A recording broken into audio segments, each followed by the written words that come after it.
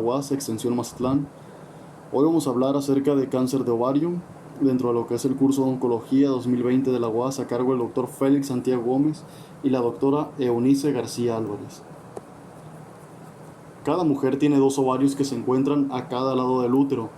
El ovario es un órgano, por tanto, intrapélvico, con forma de almendra y una longitud máxima que oscila entre 2 y 4 centímetros.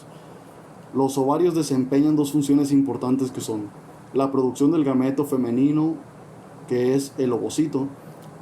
Este se da cada mes durante la ovulación. El ovario libera un ovocito que viaja por la trompa de falopio hasta el útero. El otro es que se da la secreción de hormonas femeninas. El ovario es la fuente principal de estrógeno y progesterona, que son hormonas femeninas implicadas en varios procesos como la regulación del ciclo menstrual, el embarazo y el crecimiento de las mamas, entre otros. Tenemos tres tipos de cáncer de ovario.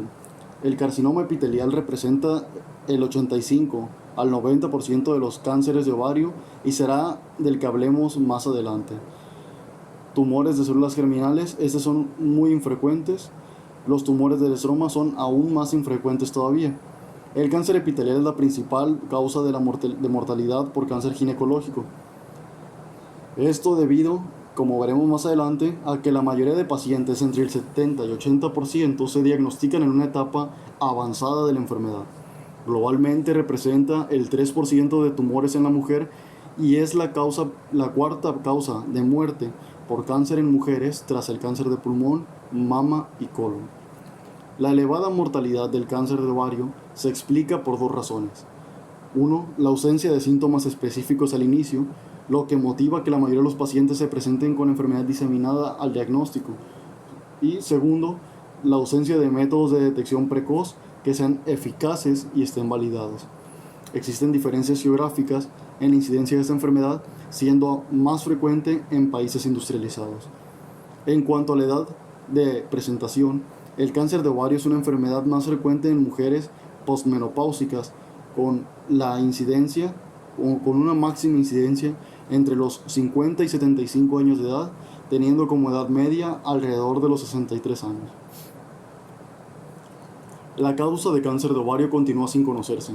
El cáncer de ovario, como otros tumores malignos, se produce como consecuencia de una acumulación de alteraciones genéticas que causan un crecimiento y proliferación incontrolada de células epiteliales, pero continúan sin conocerse el mecanismo que inducen dichas alteraciones. Varios estudios epidemiológicos han identificado algunos factores que podrían aumentar el riesgo de la enfermedad. Existen algunos estudios que indican que una dieta rica en grasa y la exposición al talco son factores de riesgo. Sin embargo, no se dispone de estudios concluyentes. En cambio, sí se conoce la relación del cáncer de ovario con algunos factores hormonales y factores relacionados con la reproducción. Así que las mujeres que no han tenido hijos tienen mayor riesgo de desarrollar dicha enfermedad. Alrededor del 20% de los cánceres de ovario son hereditarios, asociados en la mayoría de casos a mutaciones de los genes BRCA1 y BRCA2. Es importante destacar que no todas las mujeres con mutaciones de genes BRCA van a desarrollar cáncer de ovario o de mama. Asimismo, existe evidencia de que pacientes portadoras de estas mutaciones tienen una mejor supervivencia. Entre razones que se citan está el hecho de que son mujeres con controles más exhaustivos y que pueden ser diagnosticadas en una fase más precoz de la enfermedad. Los criterios para el diagnóstico clínico de un cáncer de mama, ovario, hereditarios del grupo de trabajo hecho por el Grupo de Trabajo de la Sociedad Española de Oncología Médica son un caso de cáncer de mama menor o igual de 40 años, diagnóstico de cáncer de mama y de ovario en la misma paciente, 2 o más casos de cáncer de mama, uno de los cuales es bilateral o en menor de 50 años, un caso de cáncer de mama en mujer de menos de 50 años o bilateral, y un caso de cáncer de ovario en familiares de primer o segundo grado. Tenemos signos y síntomas que van a ser característicos de esto. Sin embargo, no van a definir la enfermedad como tal. Vamos a tener lo que es una distensión abdominal progresiva, dolor pélvico o abdominal que va a ser causado por estreñimiento, pérdida de peso, necesidad frecuente de orinar, sangrado vaginal entre periodos o inapropiado, hinchazón abdominal, dolor de espalda, pérdida de apetito, saciedad muy rápida y un cansancio excesivo. Para el diagnóstico del cáncer de ovario, ante la sospecha de cáncer de ovario, lo primero que se debe realizar es una evaluación general. Para esto se tiene que realizar una muy buena historia clínica, una buena anamnesis, en la cual vamos a incluir una exploración física minuciosa con exploración de pelvis y exploración ginecológica realizada por un ginecólogo. Asimismo, se suele realizar una analítica de sangre y radiografía de tórax. Otras pruebas que se deben realizar son exploraciones radiológicas, es decir, pruebas de imagen. Las exploraciones radiológicas que suelen realizarse son ecografía ginecológica. Consiste en introducción de una sonda de ecografía por vía vaginal, la cual permite identificar con bastante precisión los ovarios y detectar tumores ováricos, así como la presencia de líquido libre en la cavidad pélvica. Esta prueba es necesaria. Tomografía axial computarizada. También puede detectar implantes peritoneales. Estos son muy frecuentes en el cáncer de ovario. No obstante, la tomografía axial computarizada no suele detectar implantes de menos de 1 a 2 centímetros, por lo que con frecuencia en los estadios avanzados existe más enfermedad de la que detecta esta. Resonancia magnética nuclear. En general, no es una prueba que se haga de rutina, pero puede ser más útil aún que la tomografía axial computarizada para detectar la infiltración de órganos pélvicos como vejiga o recto por el tumor. Tenemos lo que es la PET-TAC. Esta se está imponiendo como exploración para determinar la extensión de la enfermedad una vez llegados al diagnóstico de cáncer de ovario. Esta puede dar en ocasiones una información más exhaustiva antes de tomar la decisión de un tratamiento. Ocasionalmente se realiza una citoscopía para conocer si está infiltrada la vejiga o una rectoscopía para conocer si está infiltrado el recto antes de programar la cirugía. Tenemos también, se debe hacer también una cuantificación del marcador tumoral CA125. Esta prueba consiste en un análisis de sangre por el cual se mide dicha proteína en el suero del paciente, ya que en general esta se encuentra aumentada en pacientes con cáncer de ovario. El diagnóstico definitivo de cáncer de ovario se establece mediante un médico especialista en anatomía patológica, el cual va a analizar por el microscopio el tumor del ovario o un implante que le ha remitido el cirujano. Más del 90% de los cánceres de ovario son de origen epitelial y sobre ellos desarrollaremos más adelante el tratamiento.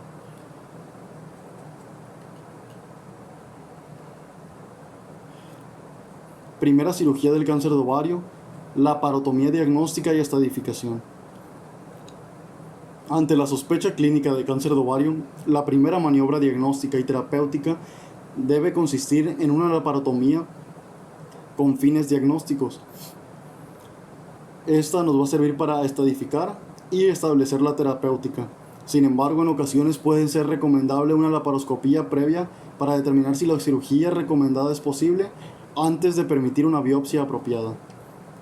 El diagnóstico definitivo de un cáncer de ovario requiere el análisis histopatológico por el Servicio de Anatomía Patológica.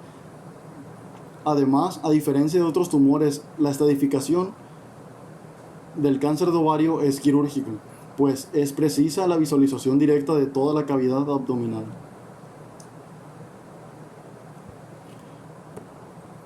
Los estadios. Como en otros tumores, el cáncer de ovario se clasifica en varios estadios según la extensión de la enfermedad. El estadio de la enfermedad o su grado de extensión es el factor pronóstico más importante. Así, los pacientes con tumores en estadios iniciales, estadios 1 y 2, tienen una mayor supervivencia que los pacientes con tumores avanzados, que son los estadios 3 y 4. Tenemos en el estadio 1, el estadio 1A, que es un tumor limitado a un ovario o trompa de falopio. se va a encontrar sin ascitis, sin implantes en la superficie del ovario y con la cápsula del ovario intacta. Tenemos el tumor 1B.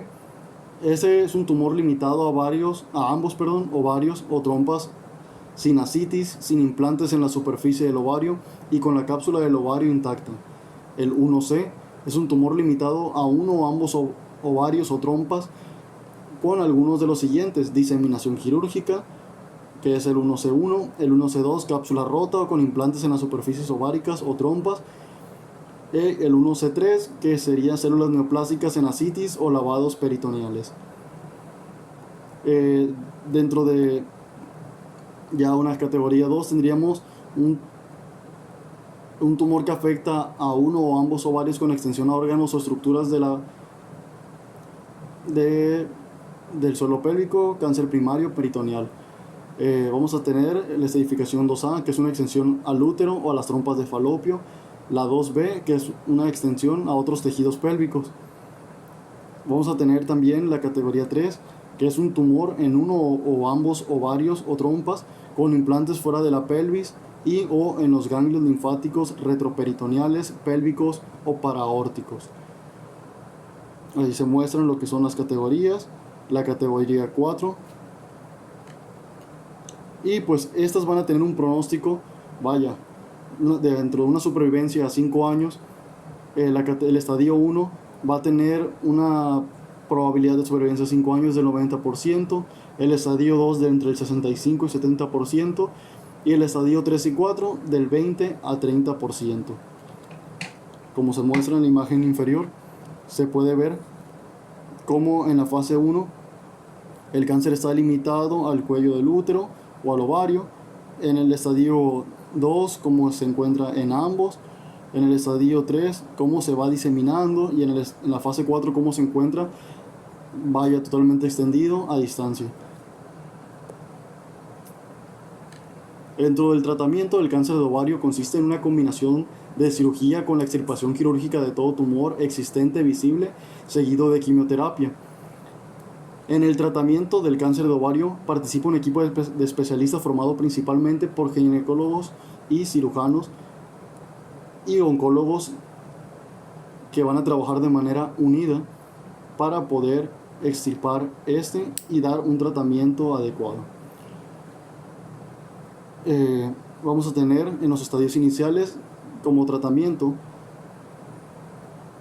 que se va a extraer la masa oncológica, en este caso, junto con el ovario, para poder tener muestras confiables y dar un mejor tratamiento. De esta manera se va a evitar que se disemine el cáncer. El análisis patológico de todas estas muestras determinará la estadificación definitiva de la enfermedad. En la mayoría de los pacientes con estadio 1, la cirugía consigue la curación de la enfermedad. Sin embargo, existe entre un 20 y 30% de pacientes que presentan recaída de la enfermedad y teóricamente se pueden beneficiar de un tratamiento médico complementario a la cirugía. En los estadios avanzados vamos a encontrar que se van a reseccionar más órganos, más partes del cuerpo para poder evitar que se disemine esto. Dentro del tratamiento de lo que es la quimioterapia en estadios avanzados, según en el momento de inicio de la quimioterapia en relación a la cirugía, se van a derivar dos opciones terapéuticas, que es la quimioterapia neoadyuvante. Esta se efectúa antes de la cirugía, y la adyuvante, que esa se va a estar administrando después de la cirugía. También va a existir el tratamiento mediante quimioterapia intraperitoneal, que va a consistir en la administración de quimioterapia directa en la cavidad abdominal a través de un catéter. Y hay un tratamiento angiogénico que se da por bevacizumab, que es un fármaco nuevo aprobado, muy bueno. Es un anticuerpo monoclonal que bloquea el factor de crecimiento del endotelio vascular y este se va a estar administrando por vía intravenosa cada 21 días. Otro son los inhibidores de la PARP, que van a evitar las mutaciones de los genes BRCA. Y esto sería todo de mi parte.